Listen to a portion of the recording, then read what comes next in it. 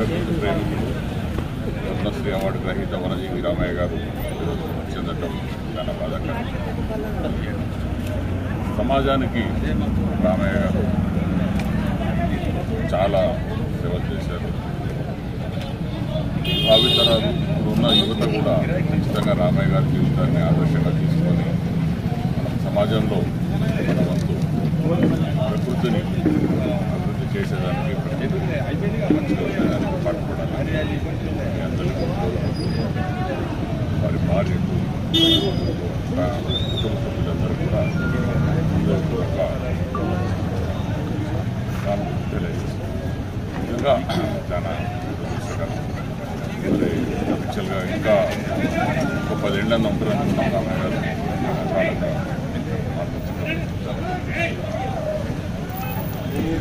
మార్పు